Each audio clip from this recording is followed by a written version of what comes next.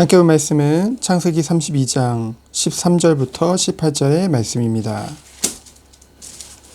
함께 볼 말씀 32장 13절부터 18절 말씀을 우리 합독하도록 하겠습니다. 야곱이 거기서 밤을 지내고 그 소유 중에서 형 에서를 위하여 예물을 택하니 암연소가 200이요 숫염소가 20이요 암양이 200이요 숫양이 20이요 전나는 낙타 30과 그 새끼요 암소가 40이요 황소가 10이요 암나귀가 20이요 그 새끼 나귀가 10이라. 그것을 각각 때로 나누어 종들의 손에 맡기고 그의 종에게 이르되 나보다 앞서 건너가서 각대로 거리를 두게 하라 하고, 그가 또 앞선 자에게 명령하여 이르되 내 형 에서가 너를 만나 묻기를 내가 누구의 사람이며 어디로 가느냐, 내 앞에 것은 누구의 것이냐 하거든. 대답하기를 주의 종 야곱의 것이요 자기 주 에서에게로 보내는 예물이오며 야곱도 우리 뒤에 있나이다 하라 하고. 아멘.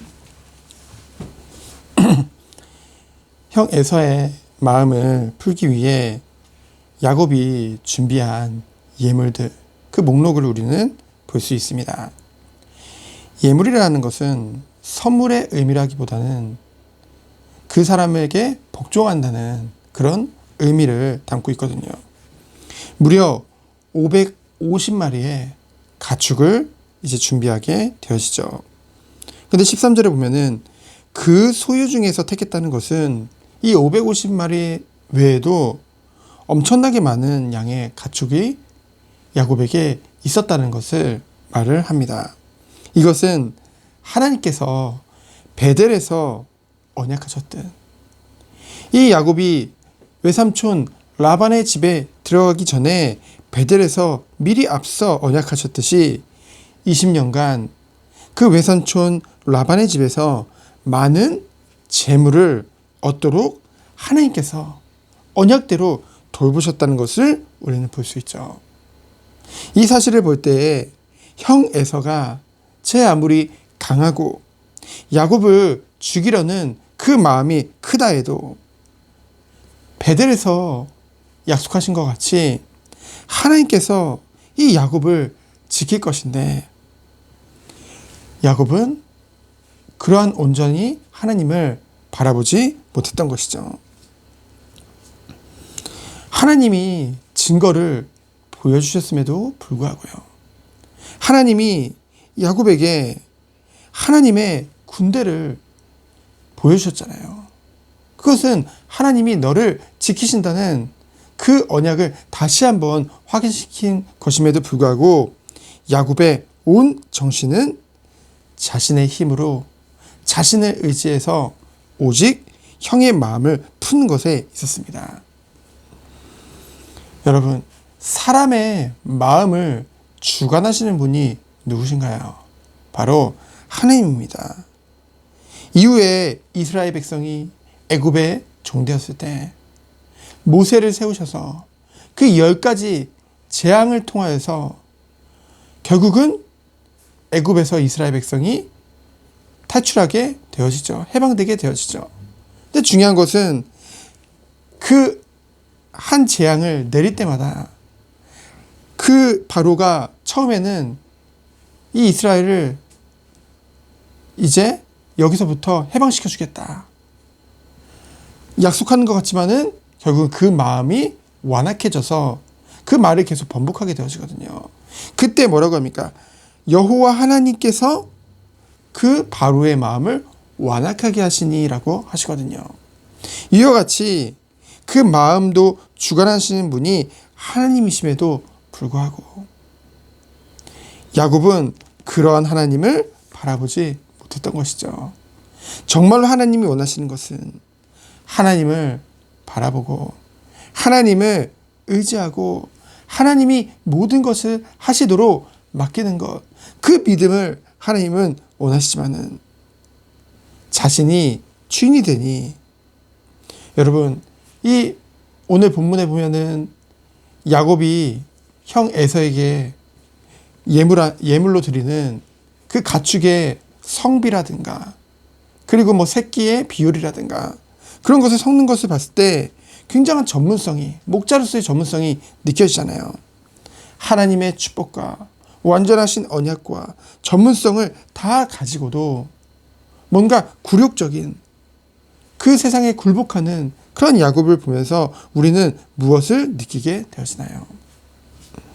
하나님께서는 이처럼 지금껏 인도하신 하나님을, 지금까지 보살핀 그 하나님을 전적으로 바라보지 못하는 그 야곱에게 이후에 하나님은 야복 강가에서의 처절한 씨름과 같은 기도 시간을 통해 야곱을 결국은 변화시키죠. 이와 같이 하나님께서는 당신이 택하시고 당신의 일을 이룰 주의 자녀들을 결국은 하나님이 쓰시는 깨끗한 그릇으로, 귀한 그릇으로 인도하신다는 그 하나님의 섭리를 우리는 알 수 있습니다. 이와 같이 하나님은 아무리 허물 많은 우리라 할지라도 성령으로 우리와 함께 하시며 결국은 성도를 견인하시는 그것을 우리는 볼 수 있는 것이죠. 왜 그렇습니까? 하나님께서 우리들을 택하셨습니다. 오늘 본문 말씀을 통해서 다시 한번 야곱을 통해 우리에게 말씀을 적용하면요, 하나님이 허물 많은 야곱을 택하신 것 같이 하나님은 우리 또한 택함을 받았다는 것이죠. 믿음 이전에 하나님이 창세전에 영세전에 우리를 택하신 것입니다. 그리고 그러한 택한 자들에게 어떤 축복을 주셨나요? 믿음을 선물로 주신 것이죠. 무엇을 믿는 믿음입니까? 오직 예수 그리스도를 믿는 믿음이죠. 예수께서 어떤 일을 하셨는데요? 아담으로부터 시작된 모든 원죄, 정말 하나님을 떠나서 공중의 권세 잡은 자를 따르며 죄 가운데 있을 수밖에 없던 우리들을 위해서 독생자 예수 그리스도를 보내주셔서 언약대로 오신 그리스도가 나를 위해 십자가에서 죽으심으로 내 죄를 사해 주시고 부활하심으로 사망 권세 이기시고 하나님 떠난 인간에게 하나님 만나는 길을 열어주셨잖아요. 그 예수 그리스도를 믿으면 완전한 구원을 얻게 되어지는데 우리의 그 믿음을 선물로 주셔서 우리가 예수 그리스도를 믿음으로 하나님의 자녀가 되어졌죠. 그 하나님의 자녀는 어떤 축복을 누리게 되어집니까? 우리를 성전 삼으시고 성령이 우리 안에 내주하시면서 우리의 주인 되시고 우리를 앞서 인도하신다고 약속하셨죠. 그래서 결국은 그 성령께서 우리의 모든 것을 주관하사 정말로 하나님의 것으로 우리의 모든 것들을 이끄신다는 것이죠. 그래서 우리가 누릴 축복은 무엇입니까? 성령이 역사하사 우리를 어떻게 이끄십니까? 먼저 영적인 것을 회복할 수 있도록 우리를 도우시죠. 여러분, 영적 존재인 우리에게 가장 중요한 것은 영적인 축복을 누리는 것입니다. 그 축복 중에 축복이 예배인 줄 믿습니다. 정말 먼저 하나님은 예배를 통해 우리를 영적으로 회복시켜 주시고 무너졌던 우리의 삶이 회복되어지죠. 영적인 것이 회복될 때 모든 것이 회복되는 것입니다. 그러면서 그 안에서 우리에게 사명을 회복시켜 주시죠. 우리가 어제 수요예배 말씀을 통해서 정말로 본래 모습을 잃어버리는 이유는 결국은 사명감을 잃어버렸기 때문이거든요. 그 사명을 회복하게 하시죠. 그때 오는 축복이 무엇입니까?